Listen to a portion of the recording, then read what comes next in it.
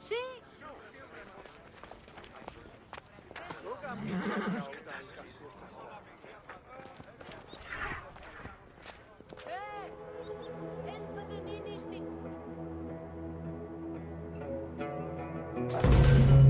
Welcome to the Siege of Alexandria.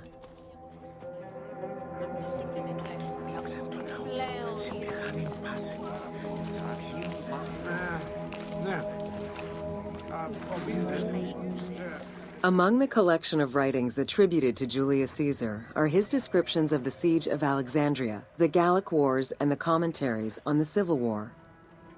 These archives contain information on different campaigns, the wars of Alexandria, Africa, and Spain.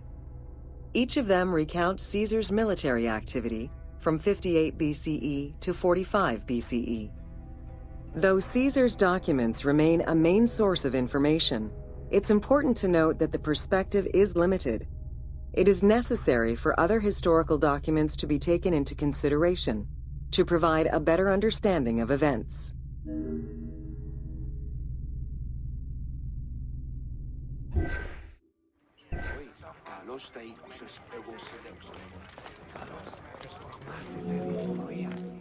The Siege of Alexandria closely relays the events of the Civil War that led up to the event and describes how Caesar was besieged in the palace of the Ptolemies.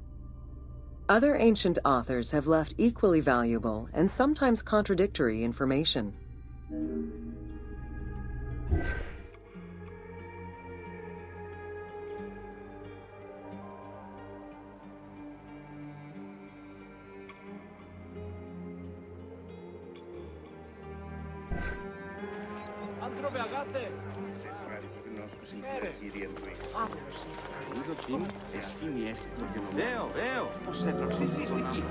In the events leading up to the Siege of Alexandria, Cleopatra VII and her brother were fighting over control of Egypt.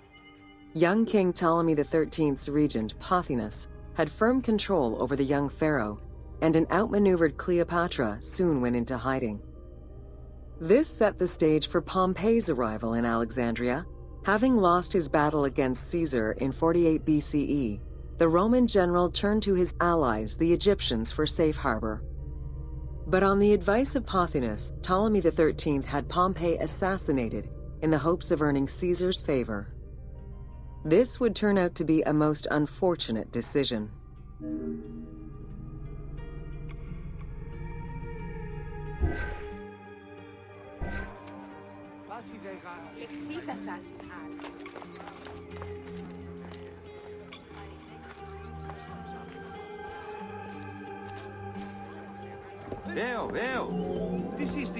Upon his arrival in Alexandria, Caesar was presented with Pompey's head. The sight of a Roman murdered by Egyptians did not sit well with him.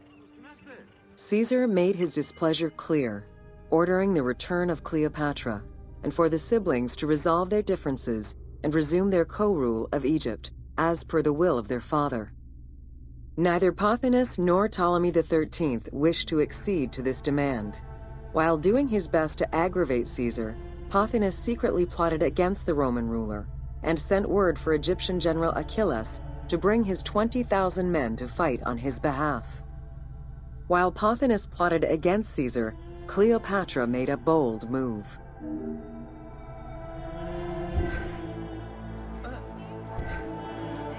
Όταν σου ανέωξε, άνθρωπε, εσού λέγω. Άλλο πως πράξεις. Χαίρε, αλόγου ανθρώπου. Τι τούτο θαύμα.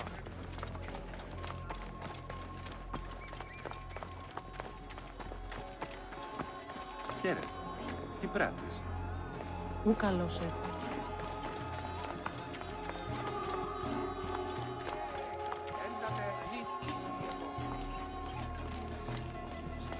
Χαίρε.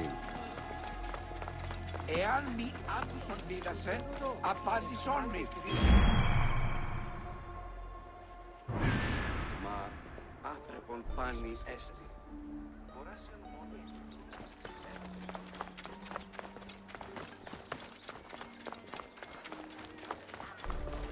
Δαιμονείς, ορτά.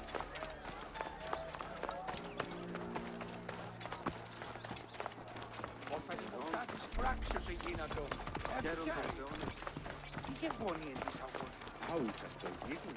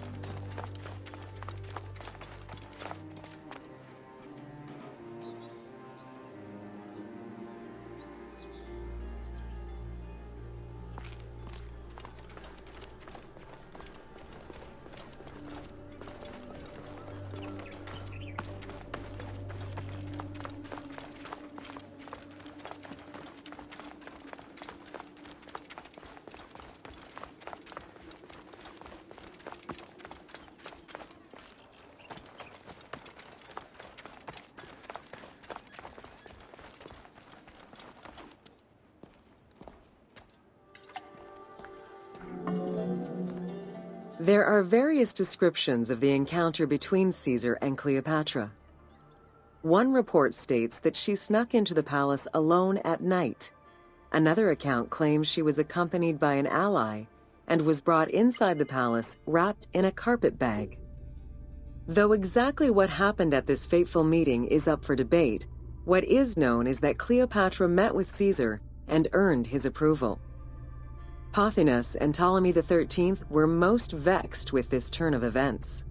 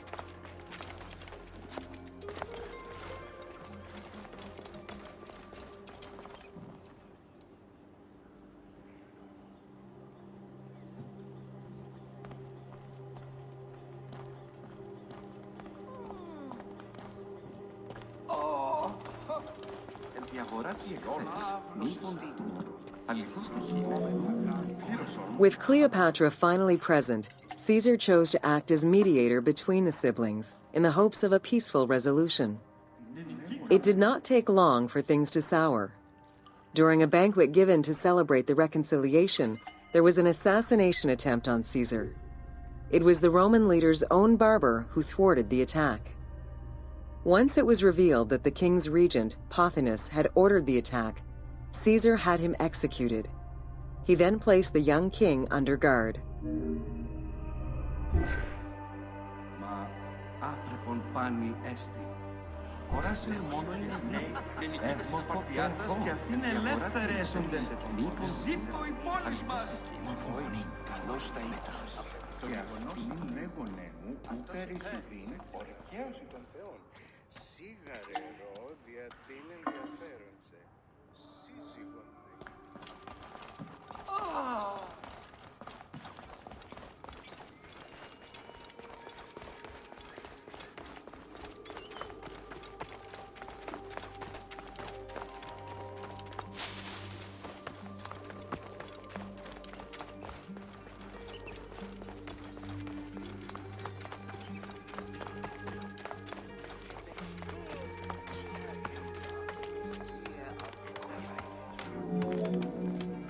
Caught within the palace with roughly 4,000 troops, and with the knowledge that the arrival of enemy forces was imminent, Caesar sent for help from Syria, Rhodes, and Cilicia. He ordered his men to dig a ditch around the palace and build a wall leading to the harbor. This would ensure Caesar's access to the sea. When Egyptian General Achilles arrived in the city with 20,000 men, the battle for Alexandria began.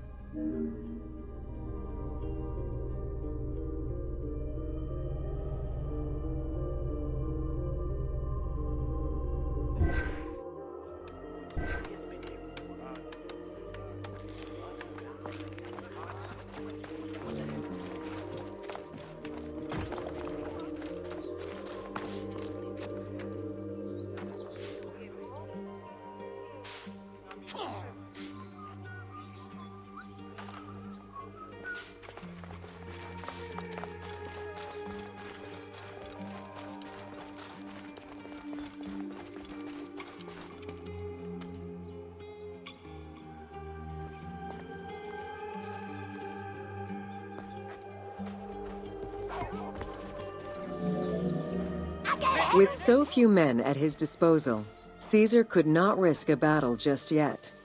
He sent ambassadors to Achilles in the name of Ptolemy to propose a truce.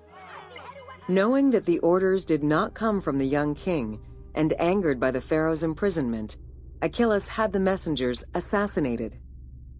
With Caesar confined within the palace, Achilles positioned his troops around the city.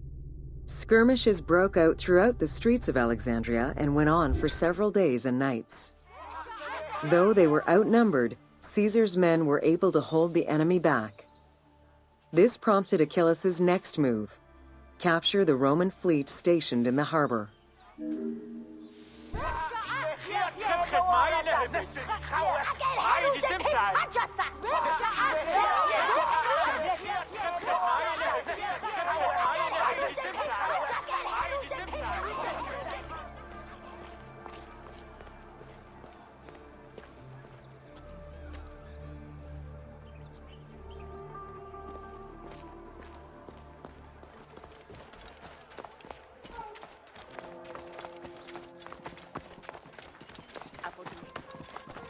Ο Γαλλός έβγε!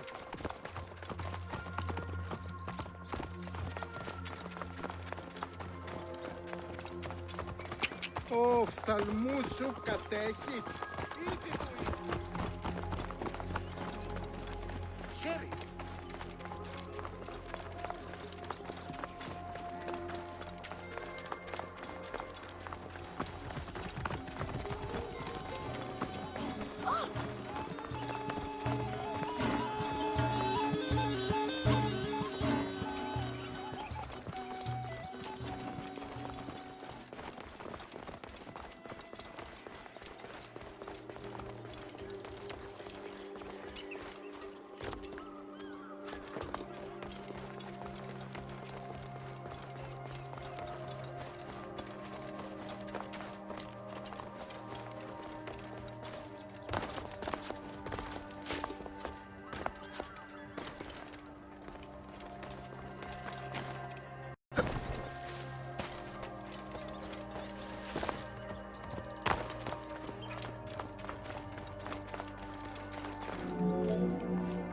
Although the palace offered protection, losing the port meant the end of help and supplies. Caesar knew he had to protect the fleet. While he and his troops succeeded in regaining control of the port, he knew it would be impossible to sustain. Caesar ordered the burning of the ships. With passage back to the palace closed off, he headed for the lighthouse of Alexandria.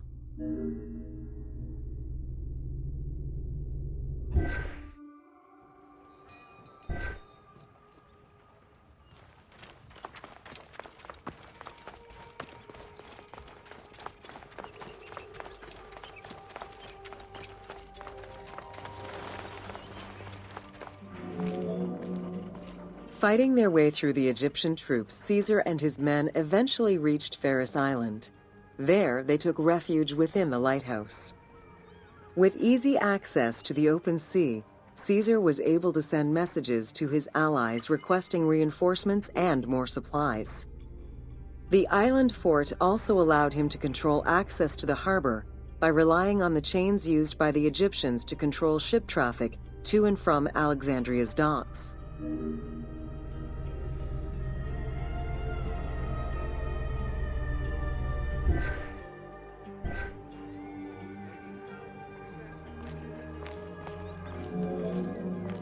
The exact chronology of events during the war in Alexandria remain imprecise.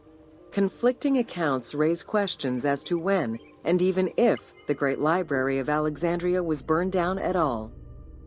One account states that during the fighting, docks and warehouses were burned, and this was the fire that spread to the library. In another account, when Achilles cut off the harbor, Caesar had to leave the safety of the palace to defend his ships. As the enemies battled across the port, their arsenals set ships ablaze, and this destruction spread to the library.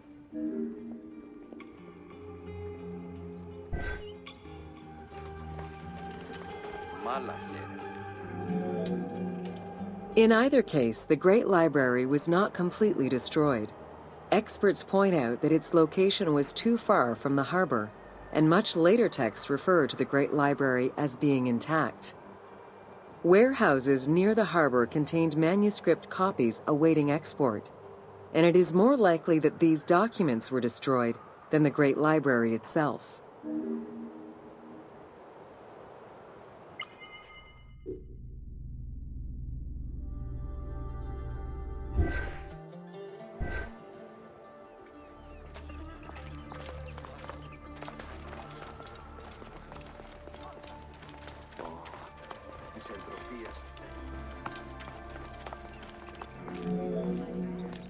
The destruction of the Great Library may have been due to a number of fires over the ages. Its end was probably closer to the 4th century CE, when the Christian Emperor Theodosius I ordered the closure of all pagan temples. While some documents survived after being moved away, it remains unclear just what knowledge may have been lost.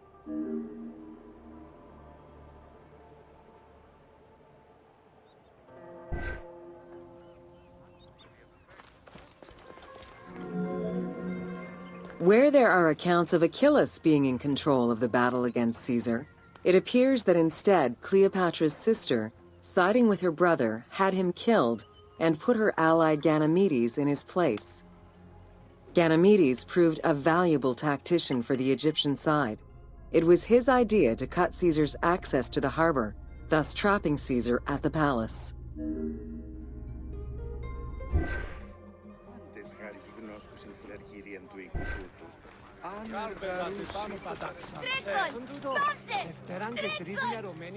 Ακριτέων έστι, ούκεν είστε, είστε μη απολέσει.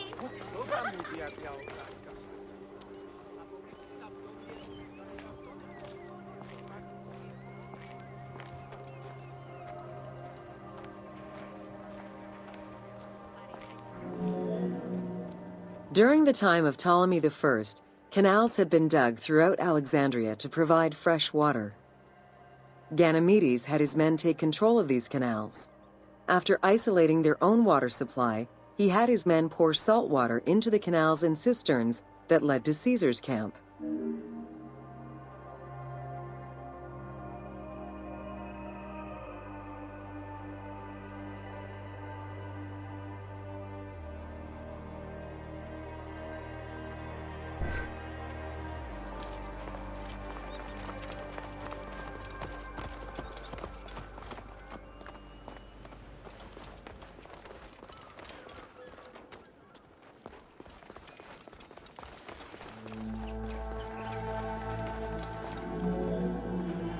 Panic erupted in Caesar's men. They wouldn't last long without fresh water. Recognizing that the porous limestone could help them, Caesar and his men dug wells to restore their water supply. Days later, the 37th Legion, comprised of Pompey's soldiers, arrived by ship. Unable to come ashore due to the winds, Caesar risked going out to meet them on the peninsula, Cape Chersonese. When the enemy learned Caesar's location, they rushed to intercept. Despite an obvious advantage for the Alexandrians, Caesar, with a Rhodian ship full of skillful sailors, emerged victorious.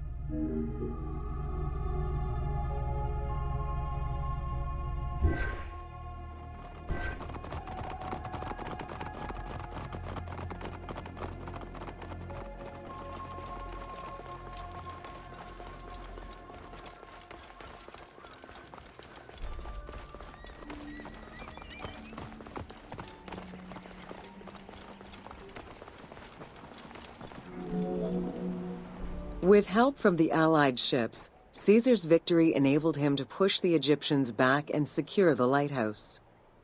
Gaining control of Pharos Island sent the Alexandrians into the sea and swimming back to the city. However, Caesar's fortification of the island didn't last long. The enemy regrouped and were set to storm the island. Panic-stricken, in spite of Caesar's encouragement, many of his men then fled their posts, either by ship or jumping into the sea.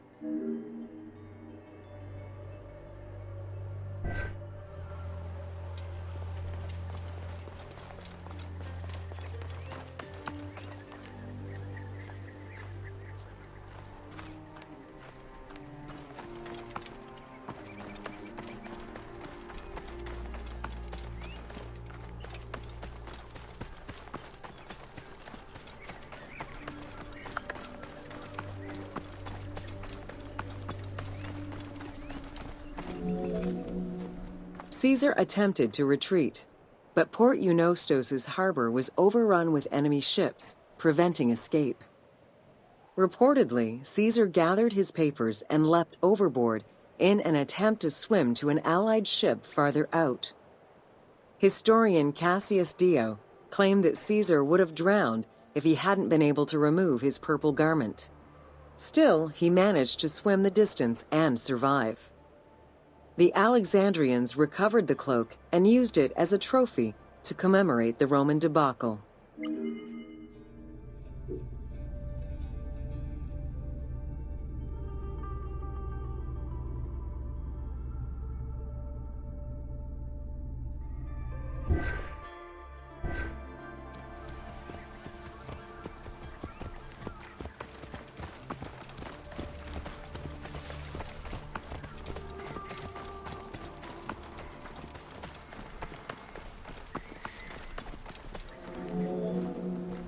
Unhappy with Ganymedes and wanting their king restored, the Alexandrians approached Caesar with a compromise. Caesar agreed to release Ptolemy XIII after entreating him to spare the kingdom and remain loyal to Rome. Once freed, however, the king defied the agreement and continued the war.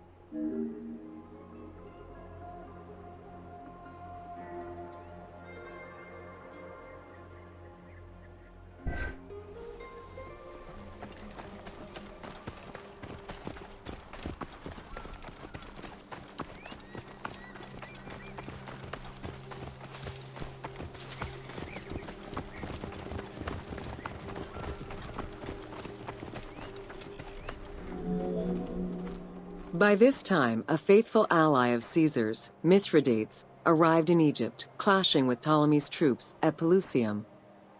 Outnumbering the enemy, Mithridates secured the region between Pelusium and Alexandria.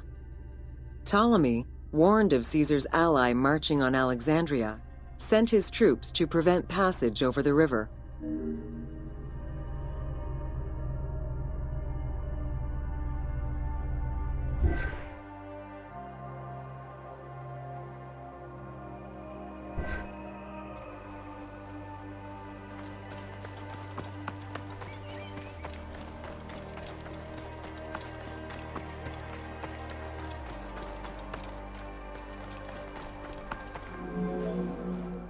Mithridates warned Caesar in time, and the two groups confronted the armies of Ptolemy in the Delta.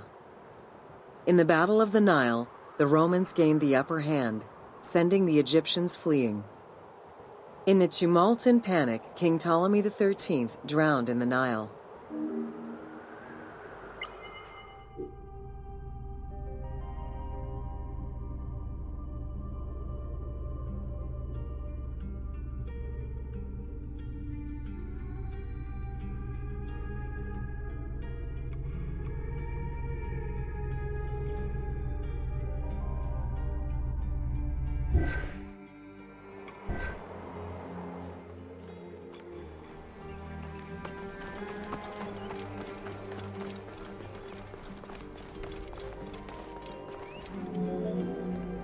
After the siege ended, Cleopatra VII married her younger brother, Ptolemy XIV, enabling her to reign over Egypt until 30 BCE.